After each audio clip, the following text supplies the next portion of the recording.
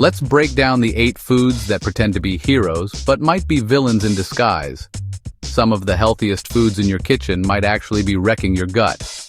You are probably doing everything right, cutting out junk, grabbing more fiber, sipping on those green smoothies. But let me drop a little pharmacist-backed truth. Some of the foods you're eating to fix your gut might actually be the reason you're still running to Google at midnight, typing, "Why am I so bloated?" Let's talk about 8 supposedly healthy foods that could be wrecking your gut, and what to do instead. Number 1. Apple skins. Yes, apples are great. They are full of fiber, antioxidants, and flavor, but the skin is loaded with insoluble fiber and polyphenols, the kind that cannot be broken down. Awesome for some, but if you have IBS, irritable bowel syndrome, or IBD, inflammatory bowel disease, it can irritate your gut lining and amp up bloating or cramps. Stat: up to 20% of people with gut sensitivity get worse symptoms from insoluble fiber. Better option? Try peeled or cooked apples with cinnamon instead. Your gut might thank you because it's easier to digest and still nutritious. Number 2. Raw broccoli. It's basically the poster child for healthy eating. Raw cruciferous veggies like broccoli are nutritional powerhouses, but they also contain raffinose, a fermentable sugar that produces gas when broken down by gut bacteria if you have a sensitive gut. That's not a problem for everyone, but if you are already dealing with bloating, it can make things worse. Fact: cruciferous veggies like broccoli can boost gut gas, hydrogen and methane production by over 60% in sensitive people. Solution: lightly steam them to keep the nutrients and ditch some of the discomfort. Third, almonds. They are rich in healthy fats and vitamin E, but also high in oxalates, which can irritate your gut and, if you're unlucky, contribute to kidney stones. High oxalates diets may lead to intestinal inflammation in individuals with gut permeability issues. Soaking almonds overnight reduces oxalates levels and makes them easier on digestion. Number 4. Whole wheat bread fiber. With a side of fermentation, it's full of fiber, but also packed with FODMAPs. Fermentable oligosaccharides, disaccharides, monosaccharides, and polyols. Those fermentable carbs that love to make you bloat.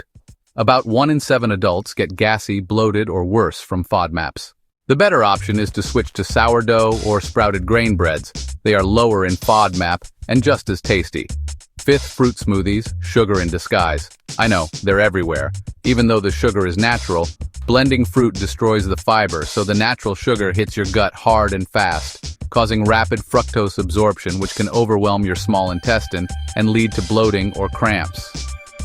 Up to 40% of people can't absorb all that fructose, which means bloating, cramps, and maybe a mad dash to the bathroom. Fix: stick to whole fruits and pair with some protein or fat to slow things down. 6th, protein bars, sneaky sugar alcohol bombs. They look healthy, but most are loaded with sugar alcohols like sorbitol and erythritol. Maltitol sugar alcohols that can cause bloating, cramping, and even diarrhea when consumed in excess. Over 50% of consumers feel bloated or get cramps after consuming sugar alcohols. My advice? Skip the bars with sugar alcohols and stick to real food options like eggs or plain Greek yogurt. Number 7. Kale. Healthy but hard on the gut, super healthy. But again, it's a cruciferous veggie packed with sulfur compounds that ferment in the gut. If you're prone to bloating, sauté kale gently to cut down on the sulfur. And finally, coffee, the hidden gut trigger. For some, it can stimulate gut motility. For others, it's a gut irritant, especially on an empty stomach. It's also acidic, which can aggravate the gut lining and worsen symptoms like reflux, bloating, and urgency. Over 60% of people say coffee gives them digestive issues after consuming on an empty stomach. Try cold brew, low-acid blends, or just pair your coffee with food to buffer its impact. Bottom line, most of these foods aren't bad. Healthy isn't one size fits all. Just because it's on the superfood list doesn't mean it's super for your gut, especially if you are dealing with IBS, food sensitivities, or chronic inflammation. Listen to your body, don't fall for every health trend, and make choices that actually work for you. If your gut has ever staged a rebellion, hit like. Subscribe to Health Unhinged for weekly pharmacist-backed, myth-busting, science-loaded health content. New videos every Tuesday, Thursday, and Saturday. Fearless, fully unhinged. Let's keep unhinging health myths together.